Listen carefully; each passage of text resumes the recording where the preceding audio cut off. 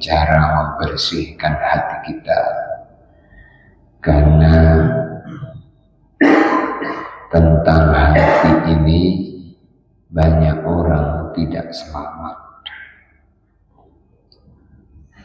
Untuk itu dikatakan bahwa wa ma umiru illa liya'budullaha mukhlishina lahuddin. Tidak diperintah kita semua oleh Allah hidup di dunia ini, melainkan diperintahnya mukhlishina lahuddin, di dalam mengamalkan agama menjadi orang yang ikhlas. I'lam ketahuilah annal ikhlas, sesungguhnya ikhlas itu aslul a'mal, adalah pondasi amal. Pondasinya segala perbuatan itu ikhlas. Wabihi takammala at-ta'at, dengan ikhlas segala amal ketaatan menjadi sempurna. Wa man faqadahu faqadal ajra was-sawab. Wa man, dan barang siapa faqadahu, kehilangan ikhlas di dalam amalnya, faqadal ajra was-sawab, maka dia kehilangan ganjaran dan pahala dari amal yang dikerjakannya itu. Kalau orang itu mengerjakan amal tapi amalnya dikerjakannya tidak ikhlas, maka amalnya tidak dapat ganjaran, tidak dapat pahala. Wa haqiqatuhu, adapun hakikat ikhlas. Ikhlas itu apa? Ayyaksidal abdu bi ta'atihi wa ibadatihi wajhallahi ta'ala wahdah. Tujuan ibadahnya, ketaatannya seseorang hamba di dalam mengabdi kepada Allah, tujuannya wajhallahi ta'ala wahdah, hanya Allah saja. Jadi ikhlas itu apa? Seseorang berbuat amal tidak ada tujuan-tujuan yang lain melainkan hanya Allah. La yaltafitu ila madhin nasi wa ila dhammihim. Dia di dalam beramal la yaltafitu, tidak menoleh, ila madhin nas, kepada sanjungan manusia, wala ila dhammihim, dan juga tidak kepada celaan manusia. Orang senang, orang tidak senang, nggak peduli, saya amal lillah, lurus saja. Tidak tengok kanan, tidak tengok kiri, nanti gimana kata orang, enggak, karena lillah. Wa ma umiru illa liya'budullaha mukhlishina lahuddin hunafa wa yuqimus shalah. Jadi Allah menyebutkan tentang bagaimana sebelum kita mendirikan sholat, hendaklah bersihkan dulu hati kita, yaitu ikhlas. Setelah kemudian bersih hatinya hanya karena Allah, baru yuqimus shalah, mendirikan sholat. Allahu Akbar. Usolli waktu subhi raka'ataini mustaqbilal qiblati da'an makmuman imaman lillahi wal Allah. Wa ma umiru illa liya'budullaha mukhlishina lahuddin hunafa wa yuqimus shalah. Setelah hatinya karena Allah saja, baru yuqimus shalah wa yutuz zakat, baru mengerjakan amal, mendirikan sholat, membayar zakat, berzikir, baca Quran, dan segala bentuk. Wa dzalika dinul qayyimah, itulah agama yang tegak, agama yang lurus. Agama yang lurus itu beramal ikhlas karena Allah. Maka ikhlas ini disebut adalah sebagai pondasinya seluruh amal. Tanpa ikhlas, sholat hanyalah gerakan kosong. Tanpa ikhlas, segala amal saja tidak ada pahalanya di sisi Allah.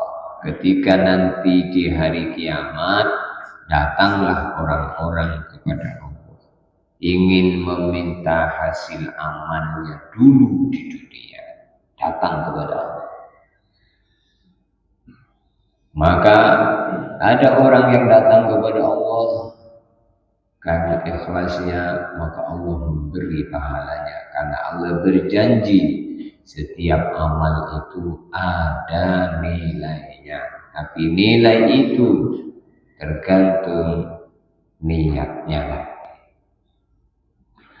Ada lagi yang datang, tapi kemudian Allah mengatakan kepadanya, tengok niat kamu, apakah ada amal yang dulu kamu kerjakan itu yang karena aku, sesungguhnya aku telah mengutus malaikat-malaikatku Raqib dan Atid mencatat amal dan semuanya akurat. Maka sekarang kamu tengok, buka dulu lembaran catatan amalanmu, apakah di situ ada yang karena aku.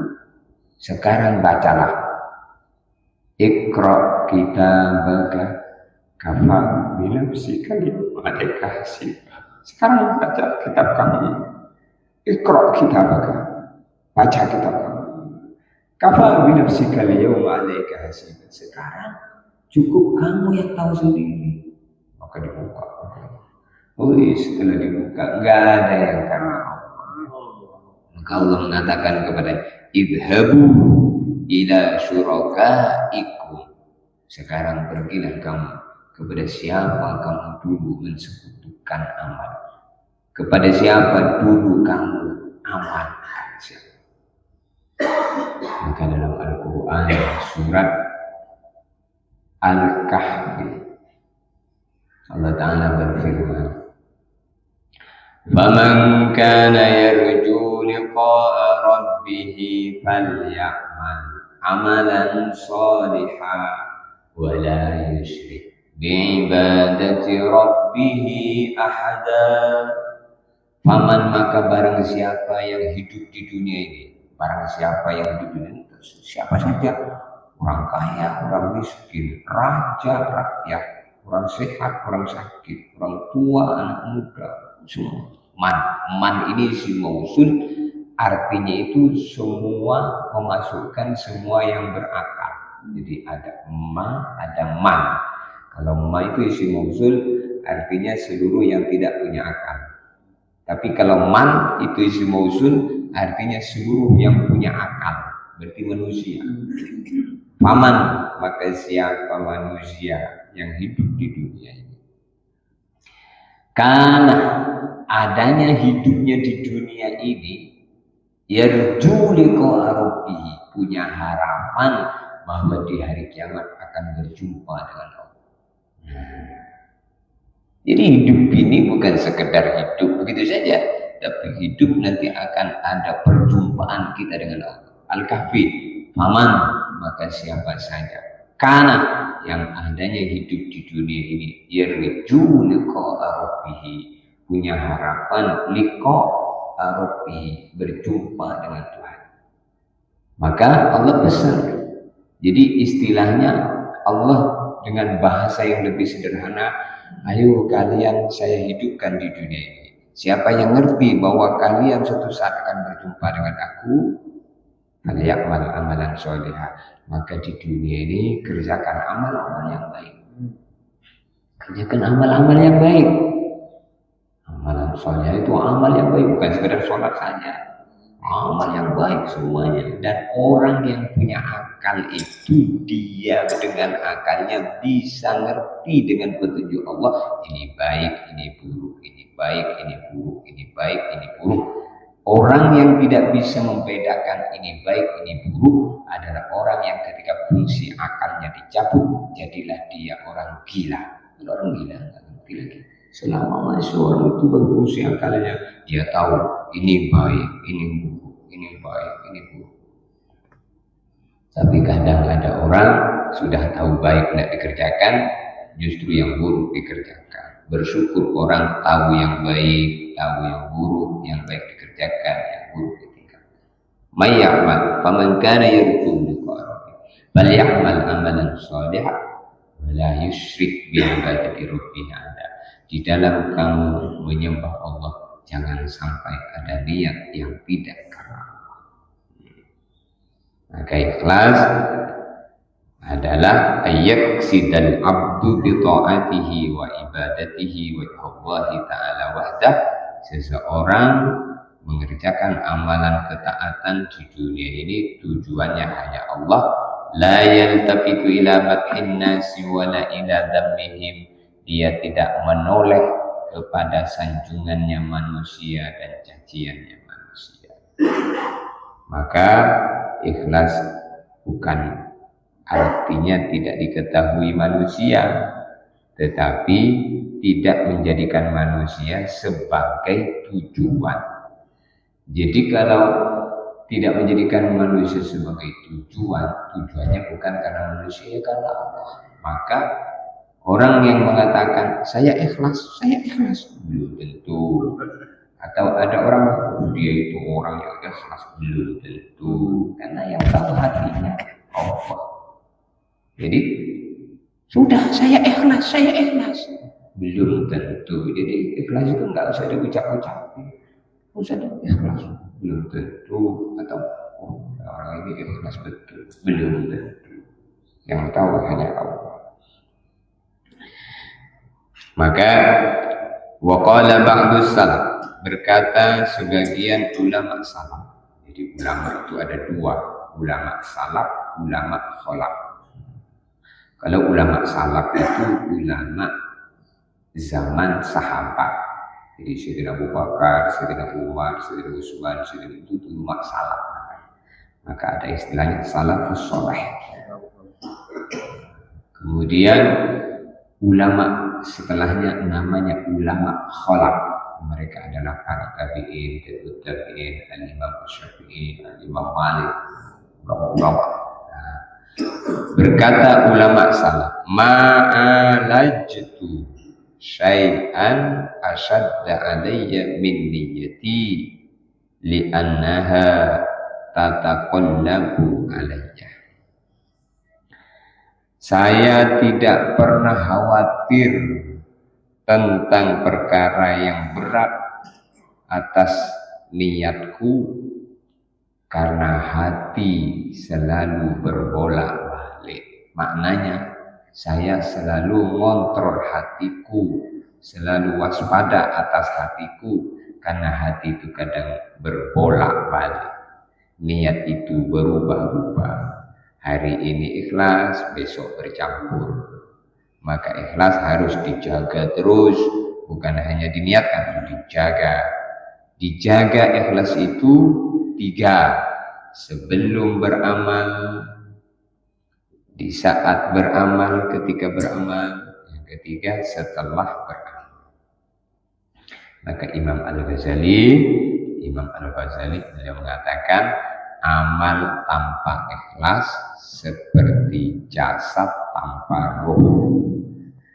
Amal tanpa ikhlas itu seperti badan kita ini tanpa nyawa. Ya mati, bangkai. Jadi amal yang tidak ada ikhlas itu ya bangkai, nggak ada gunanya. Maka periksa niat sebelum, di saat, sesudah. Jangan terlalu senang dengan pujian. Jangan berhenti beramal karena celaan, karena cacian. Kenapa tidak ke masjid lagi? Saya itu ke masjid itu banyak orang nyalahin saya. Akhirnya nggak ke masjid lagi. Jangan berhenti amal karena celaan. Jangan senang beramal karena pujian. Jadi kalau Kenapa kamu semangat? Karena banyak yang muji. Kenapa kamu berhenti? Waduh, saya ini disalahin terus. Jadi kalau sudah ikhlas, ada yang muji, ada yang mencaci, terus lurus saja. Inna sholati wa nusuki wa mahyaya wa mamati lillahi rabbil alamin la syarika lahu wa bidzalika umirtu wa ana minal muslimin. Inna sholati, sesungguhnya sholatku, wa nusuki, dan ibadahku, wa mahyaya, dan hidupku, wa mamati, dan matiku, lillahi, hanya untuk Allah. Untuk Allah itu untuk dapat ridho Allah, untuk dapat rahmat Allah, untuk dapat kasih sayang Allah. Lillahi la syarika lahu, tidak ada sekutu bagi Allah, murni tidak ada sekutu bagi Allah. Dalam amal ini tidak ada campuran, ya Allah. Nah, itu dikatakan hanya Allah yang berdiri. La syarika wa bidzalika, dan dengan tidak mensekutukan Allah, umirtu, saya diperintah, wa ana minal muslimin, dan saya termasuk orang Islam. Itu kita dijadikan bacaan doa iftitah, pembuka sholat setelah takbiratul ihram. Maka setelah niat, sebelum amal, di saat amal niat, di saat amal diperbah lagi, inna sholati wa nusuki, di saat amal. Setelah amal pun juga ikhlas. Karena kadang ketika beramal dari awal ikhlas, sebelum amal ikhlas, di saat amal ikhlas, setelah beramal, wah bagus sholat kamu, siapa dulu? Nah, setelah beramal lah gagalnya amalnya, batal lagi, misalnya terlena dengan pujian atau dengan, jadi kalau orang sudah lillahi ta'ala, sudah nggak peduli dengan penilaian orang. Untuk apa hidup cuma sebentar saja, 60-70 tahun, habis itu mati mempertanggungjawabkan amalnya masing-masing di hadapan Allah. Oh, hati-hati beramal di dunia ini, karena Allah tidak pernah tidur.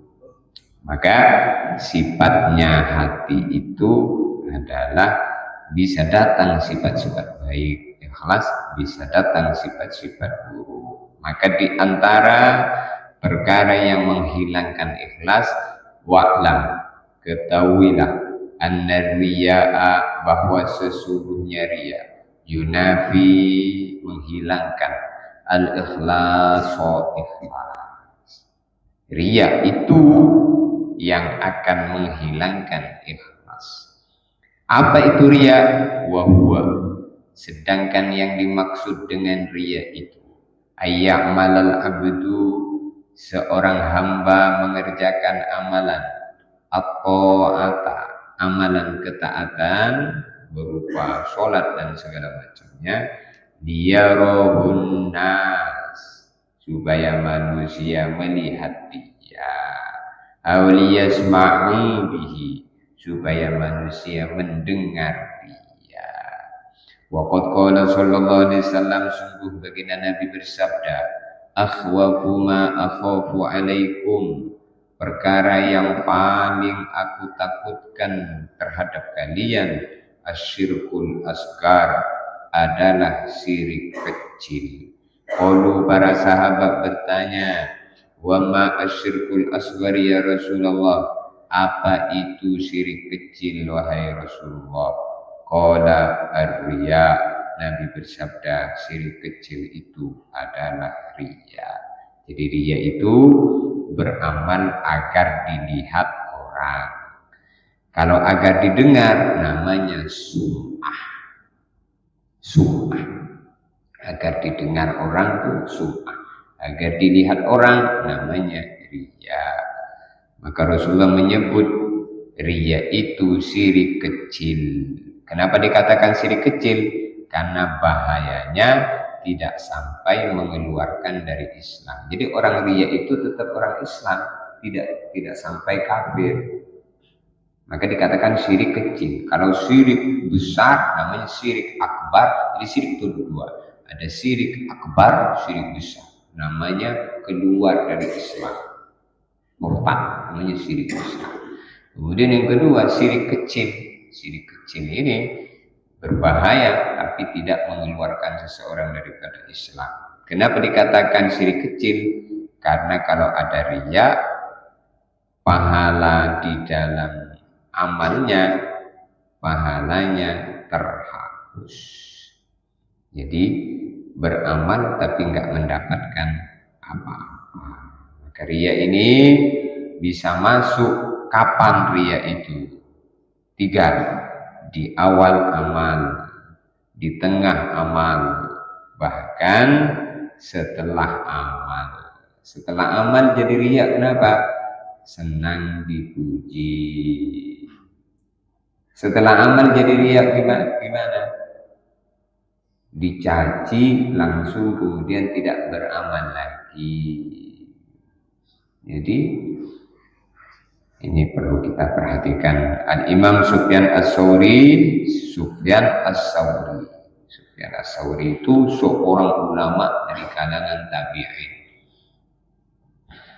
Namanya Sufyan. Dikatakan Ats-Tsauri itu si sapi, si kerbau. Ats-Tsauri itu dikatakan artinya Tsauri itu kerbau. Kenapa dijuluki Ats-Tsauri? Karena suatu hari beliau itu masuk masjid kaki kiri, harusnya kan kaki kanan, tapi dia masuk kaki kiri. Tiba-tiba ada suara nggak ada orang, suara ya Tsauri kerbau. Maka kaget, akhirnya keluar lagi, kemudian masuk lagi dengan kaki kanan. Jadi orang akhirnya namanya julukannya nempel Ats-Tsauri.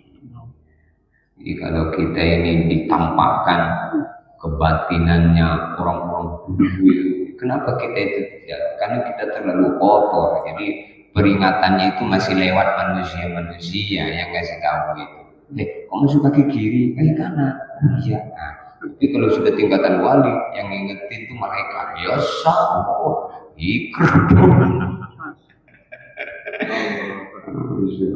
tingkatan wali. Kita ini tingkatan di bawahnya. Maka kalau diingeti orang, jangan masuk ke kiri, kaki kanan kalau masuk ke kiri. Oh iya, Masya, terima kasih kamu ingeti saya begitu. Jangan apa? Terserah aku, kaki aku. Urus, nggak usah ngurus orang, urus kamu dewek. Aku mau masuk ke kiri, terserah. Kenapa kamu kepo? Bukan kepo, saya ini sayang sama kamu. Kamu itu tidak sunnah. Ada orang makan pakai tangan kiri. Maka diingetin, kalau makan jangan pakai tangan kiri, pakai tangan kanan. Oh, terima kasih, kau ingati saya. Itu yang benar. Kenapa kamu ikut campur urusan saya? Ini kan tangan-tangan aku. Nggak usah terserah aku mau makan pakai tangan kiri, tangan kanan, terserah aku, bebas. Bukan masalah bebas. Itu bukan tangan kamu, itu tangan Allah. Dititipkan di kamu. Yang kiri untuk cebok, yang tangan untuk makan. Jangan kau dibalik, yang tangan untuk cebok, yang kiri untuk makan. Itu cerita Syekh Sufyan Ats-Tsauri. Maka Syekh Sufyan Ats-Tsauri boleh mengatakan riya lebih halus daripada semut hitam di atas batu hitam di malam yang gelap. Ada semut hitam kecil, semut berjalan di atas batunya hitam, sudah itu gelap lagi. Nah, maknanya begitu lembutnya itu riya. Hampir orang itu tidak selamat daripada riya. Maka ketika timbul kadang riya itu, cara menghancurkannya riya itu satu kalimat, kata para ulama. Dan kalimat itu adalah bom nuklir untuk menghancurkan busuknya hati ketika timbul niat tidak karena Allah. Apa itu kalimatnya?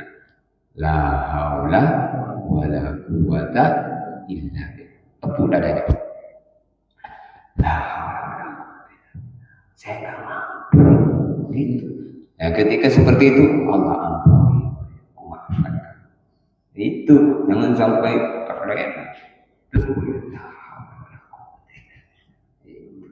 Nah ini urusan seperti ini penting. Ngaji seperti ini penting. Ketika orang tidak pernah mendapatkan asupan-asupan informasi seperti ini, ngeri. Amal itu ngeri. Hampir-hampir tidak ada yang karena Allah itu. Hampir tidak ada. Nah, tahunya nanti di hadapan Allah ternyata nggak ada yang laku. Nah, kalau nggak lakunya di sana itu, kira-kira mau balik kemana lagi?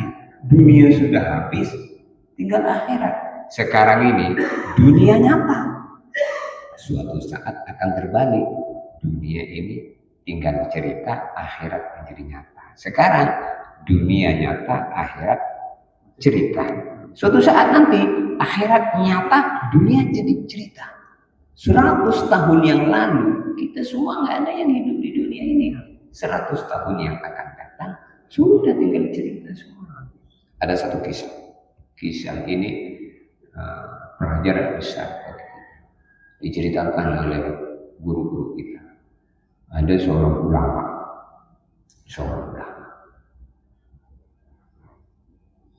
dengan santri-santrinya. Tiba-tiba si ulama ini ada cucunya manggil-manggil, abah, minta duit. Maka sama ulama tadi dikasih duit. Maka anak ini senang bawa duit tadi, tengok duit. Tapi anak kecil nggak tahu mau duit laku, mungkin duit sudah kadaluarsa. Pokoknya duit. Nah, anak kecil mau. Setelah sampai di toko, dia bilang mau beli. Maka tunjuk sama orang toko, beli apa? Tunjuk itu. Setelah diambil dikasih, mana duitnya? Kasih duitnya. Ini duitnya. Tengok, wah duit kamu ini nggak laku. Kenapa nih? Minta lagi sama bapaknya duit yang baru. Maka anak kecil ini duitnya dikembalikan, jajannya diambil karena belum dibayar. Kan nangis dia tinggal ke toko. Lari pergi ke abahnya yang pulang tadi. Abah pengecut, nipu, kasih duit palsu, duit abah nggak laku. Dengar duit yang nggak laku tadi ulama itu pingsan. Ulama tadi. Dengar duit tadi nggak laku dibelanjain tadi. Pingsan. Maka setelah siuman, setelah sadar, tahu sama santrinya ditanya, kenapa kok gara-gara duit gak laku jadi pingsan? Maka si ulama tadi mengatakan, kalian tidak paham apa yang saya paham. Bukan sekedar duit gak laku saya pingsan. Saya itu membayangkan di akhirat kalau amal saya gak laku di hadapan Allah. Sholat gak laku, ngaji gak laku, zikir gak laku. Pengorbanan yang sudah dibuat banyak gak laku. Kira-kira saya mau kemana? Itu pelajaran besar bagi kita. Jadi inilah yang perlu kita duduk berembuk. Bukan saya sudah lebih baik, lebih pintar, lebih tahu enggak. Ini pada kirfa'in nanti saling ingat mengingatkan. Maka majelis ini bukan majelis antara guru dan murid. Nggak layak saya jadi guru karena yang duduk orang yang lebih tua. Jadi inilah persaudaraan kita, ukhuwah Islamiyah, saling duduk, lalu saling ngobrol, lalu saling ambil hikmahnya, lalu saling mempraktekkan dan saling memberikan lagi peringatan apa yang ada di sini, sampaikan ke istri kita, sampaikan ke anak kita, sampaikan ke kawan-kawan kita. Itulah kehidupan baginda Nabi dan para sahabat, sehingga kehidupan itu menjadi kehidupan yang sangat baik. Ashabi kan nujum khairul qurun qarni summal ladzina yalunahu summal ladzina yalunahu summal ladzina yalunahu. Sebaik-baik generasi para sahabat. Untuk itu kadang-kadang memang sifat-sifat dalam itu seperti riya, ujub, sum'ah sering tidak terasa, tapi dampaknya mematikan amal. Memang tidak terasa, tapi mematikan amal. Amalnya habis. Maka jangan karena egonya, jangan karena ininya, jangan karena ininya. Itu kita jadi rugi nanti di hari kiamat. Mudah-mudahan ini satu pembahasan, kita lanjutkan kembali nanti pertemuan selanjutnya. Mudah-mudahan diberi kesempatan untuk duduk kembali, sehingga kata para ulama, kalau orang itu punya majelis ilmu yang kemudian dia istiqomah rutin di situ, setelah bubar bulan depan, minggu depan pengen duduk lagi, lalu mati di antara minggu ini dan minggu depan, maka dia mati syahid. Nah, mati sedang menuntut ilmu. Mudah-mudahan majelis ini menjadi majelis yang diterima di sisi Allah. Al-Fatihah. Alhamdulillahi minasyaitonir rajim. Bismillahirrahmanirrahim. Alhamdulillahirabbil alamin. Arrahmanirrahim. Maliki yaumiddin.